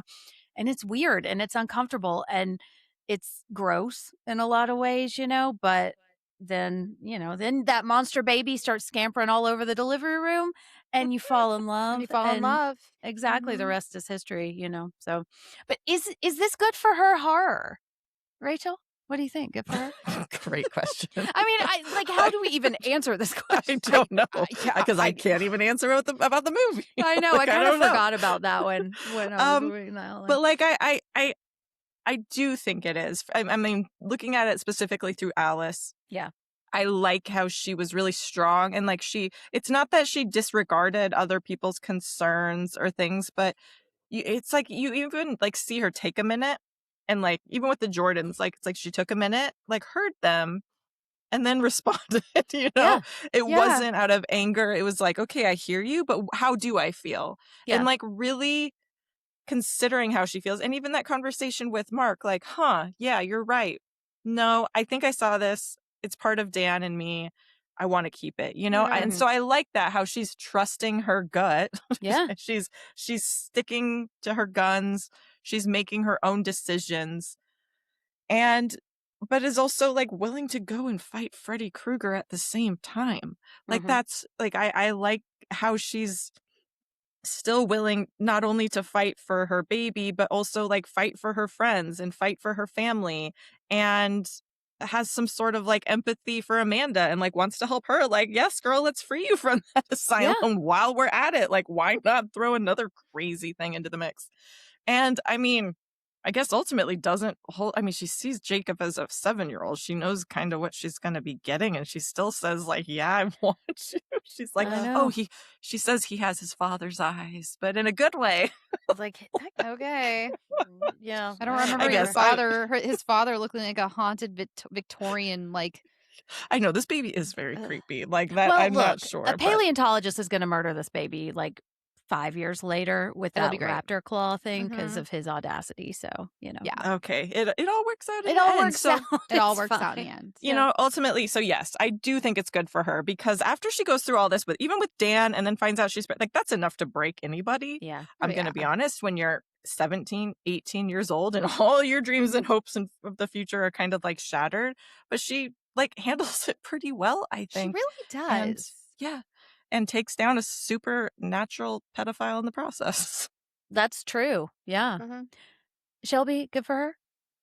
Yeah, I think so. Because even for Amanda, like, despite all of her everything she went through, she still takes down Freddie. And we have like 2 women who are the final stand of making sure Freddie, I would say never hurts anyone again. That's what they thought they were doing, but we all know he came back.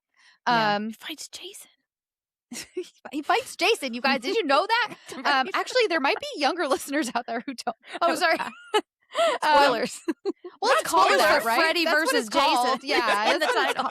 You didn't say who wins. You just said they true. Fight. Because whoever wins, we lose. You know. Yeah. Sorry, that's Alien versus Predator. Oh my god. Yeah. So I think good for her, for both of these women coming together, and then even Yvonne goes to free Amanda. Like in the end, 3 women are kind of the reason. Girls get it done. Girls get it done. Get it done. Girls get it done. Yes. Oh my gosh. Yes. Mm-hmm. And welcome back to our podcast on The Boys too. Yeah, I'm going to say good for her too. I think just because of that final scene, I just really like where we end. And even though we've got the jump rope girl looming, I could also read that as like, do you ever, like, you're going to carry these memories of this. You're always going to look at creepy jump rope girls and be like, is Freddie around the corner? You know? And I was thinking about that with like we didn't really talk very much about the shower scene, which I liked a lot. I liked the opener of this whole movie. I did too. It opens with 2 people fucking. Like, it's crazy. But the it's opener not was super bananas. exploitative. Yeah. Like, she is naked in the shower, and it's not like, it doesn't feel male gazy It at doesn't. all. No, it feels like she's taking a shower. Yeah. It does. And it is, it's like over the top because it's a Freddy death. Or not a death, but it's kind of like grounded too, you know? I can't remember why I brought that. Oh, yes.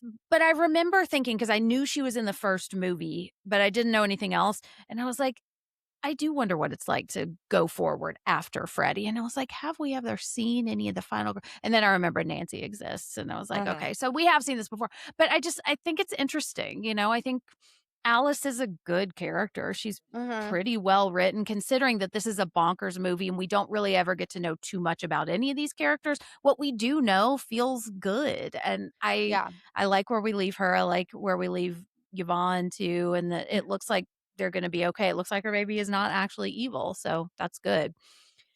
But will we die for her? Let's find out in our next category, Die For Me. Look at her. I would die for her. I would kill for her. Either way, what bliss. I'm going to die for this movie.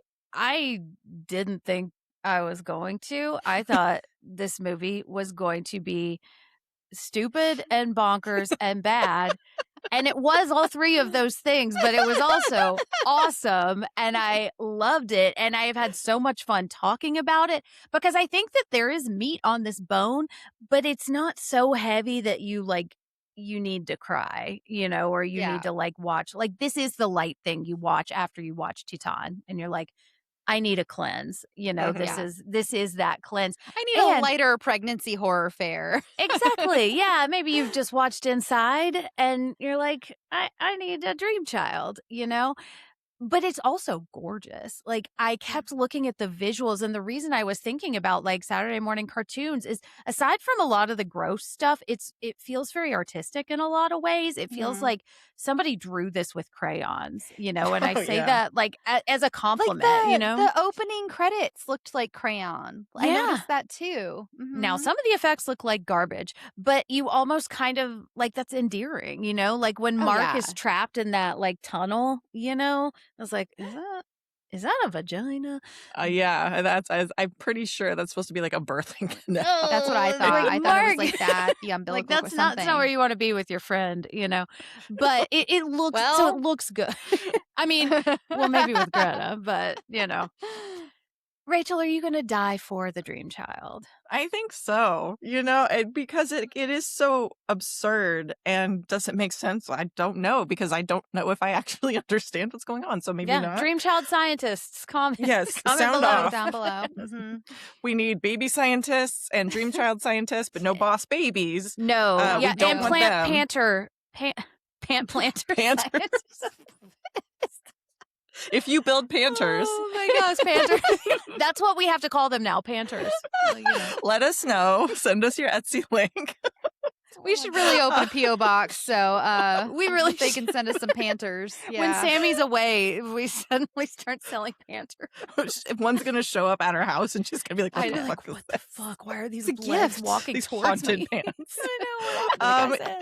Sorry, go ahead. Anyways, I do really like this movie. It is very surreal and dreamy, and like, but just I just appreciate at the same time how grounded it is in these kids' lives, how those topics are handled, and how it kind of like normalizes teenage pregnancy. I don't say that in like, oh, let's normalize teenage pregnancy, but also normalizing and like I don't know, acknowledging that like this stuff happens. Yeah. And like, let's just talk about it. It doesn't have to be the fact that she's a teenager who's pregnant doesn't have to be like the focus of the story. It's just like, okay, it's here. We've kind of addressed it. Now we can use this as a device to get to all the other stuff.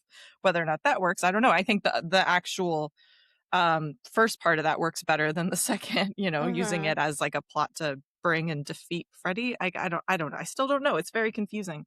But I love Alice too. I think the characters, the actors, the performances, I think that also works in its favor because I like all these characters. Yeah, I like all their performances. I like how they care about each other, and doesn't treat them as just like disposable bodies. So I think that's ultimately what makes me want to die for it is like, I don't mind hanging out with these guys. We've seen plenty of slashers where it's like, I don't like any of these characters. So good kills are only going to get you so far. And luckily they nail the characters too. Yeah. I also really, I'm going to die for her coworker at the diner who's like, bitch, you are 4 hours late. I do not care what the fuck happened. Like, literally, it's like, my I thought you graduation were night, too. dead. I thought you were dead. Yeah. Loved that moment. I Also, her. I would have shut that diner down like 2 hours ago. I'm not waiting. I would not have 4 stayed an extra hours. 4 hours. Are you kidding me? No. No, The fuck? absolutely not. Well, Shelby, I wanted to give you the last word because you love this. Okay, so are you going to die for the dream child? Absolutely. This I am such a pleasant surprise. I'm gonna wrap him in my arms and get sucked into a hellscape where all of the iron doors slam shut. That's how much I'm gonna die for this movie. I love it so much. I don't know why, you guys. I wish I could. The heart wants what the heart wants. The heart wants what it wants. I say a lot on the Bloody Disgusting podcast. Like, I never said I had good taste in movies. I never claim that. I love this movie so much.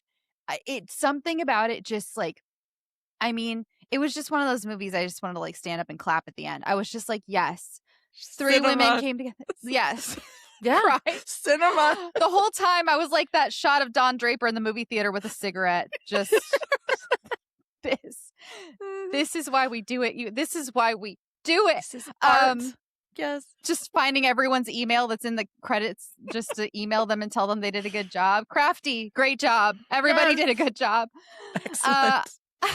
Excellent. The effects were so fun.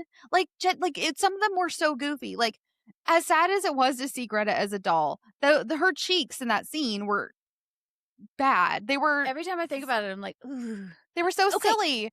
Also, the audacity to have a movie about pregnancy and to never put her in a belly. Like, she's like 2 weeks pregnant the entire time. Yeah, there were so many interesting. They didn't do a lot of pregnancy things. Like, they didn't have her throwing up. They didn't put her. They didn't like fast because I was honestly expecting a time jump so they could make her like heavily pregnant. Yeah. Just and to, her like, baby's for the 7 years visual. old somehow. Yeah, her baby is 7 years old. It dreams in there. As we all know, as the doctor said, like, we were stupid. Of course, yes. Your baby spends most of its time in a dream state. Oh, yeah, of course. They always teach us that in sex ed. Always forgot that part. So it was like I said, all these friends. And like you said, Rachel, I felt comfortable hanging out with them for the whole movie. Like, I liked hanging out with them. Their deaths were impactful. I was so sad for each one. I was like, and like, of course, you're like, I know what movie I'm watching. I know these poor kids are going to get murked. I know that. But like, I was still sad because so many slashers, you just don't care. Or you're even rooting for them. Like, I know you're going to die and I cannot wait for it because I'm sick of you on my screen. And this one, I was not, I don't know. I was so scared for all of them to die. Even Yvonne gets real close. And I was scared for her to die. And then she ends up being helpful to the entire, and like the friend never gets to be that helpful. Like she got to actually help unleash, like she did like the big part, like unleashing the thing. Or the thing. It's Amanda. Sorry, Amanda. She has a name. She has a name, and it's Amanda for some reason. I don't know why it's Amanda. Comment down below if Amanda is middle like the name, Tiffany problem, where it's yes. like Amanda Tiffany Kruger. My name is Amanda Tiffany Kruger, and you are not my son. I'm a nun. I'm a nun. Like that's my son, okay? I need to stop talking. I like the movie a lot. And on that note, let's wrap up with what's coming next. Unlock the next configuration. And then the last. No. I've done enough. Enough is a myth. Okay, if you want to follow the show, and why wouldn't you want to follow this show? This has been so much fun. Seriously. I'm like crying. This has been, oh my God. We've had so many heavy ones. I know. It was really nice to just, and we're going to have a heavy one coming up, but it will be fun. We do. We do. So if you want to follow the show, you can do that on Twitter at The Lady K Pod, and on Instagram and Blue Sky at The Lady Killers Pod. You can find me at Jim Ferratu. You can find me also hosting the Losers Club podcast. We just recorded our 4th ranking episode where I got to talk about a lot of fun books that I love a lot. And then we have a lot of fun stuff coming up in the next month for Losers Club. Also, it's about Stephen King. Yes. And then Rachel and I are talking about The Boys, which has somehow come up several times in this episode, like it normally does when you talk about Freddy Krueger. But yeah, that we're going to be talking about the season finale because it's ending, baby. Yeah, speaking of unsettling sons that shouldn't have been born. Oh, absolutely. So. And maybe the incest zone too. So we'll see. But yeah, find me at Jim Ferratu. Rachel, where can listeners find you and what do you have coming up? Yeah, you can find me on Instagram, Letterboxd at The Vinyl Girl, and on Halloweenies. This month we are covering Hellraiser 4. Or by the time this comes out, that episode will already be out.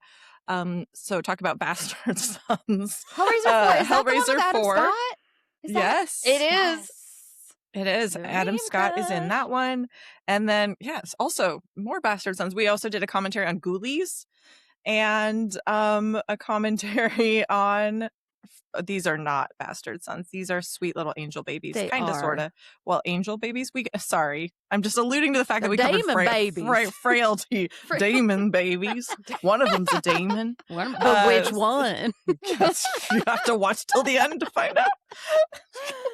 No spoilers here. Oh my God. But yes, we did a rental episode on frailty, which was really fun. And yes, there's a lot of Bill Paxton impersonation saying demons.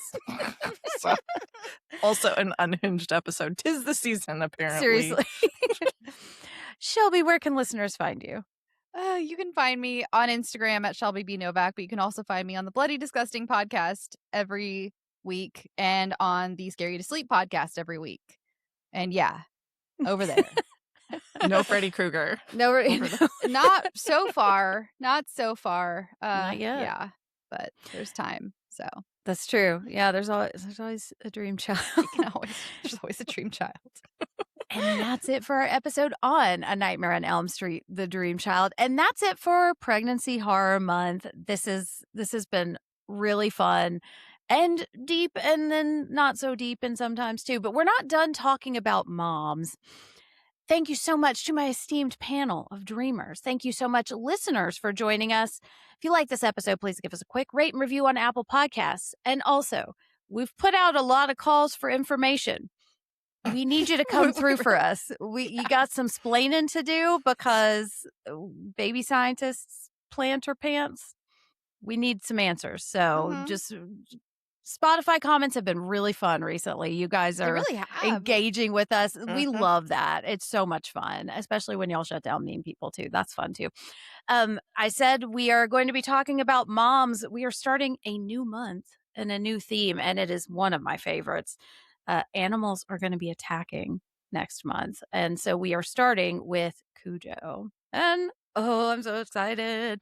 It may get a little heavy, but we'll be with you and it'll be fun too.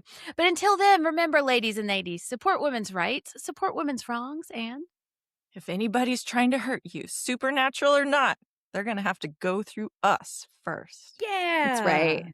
Dream child.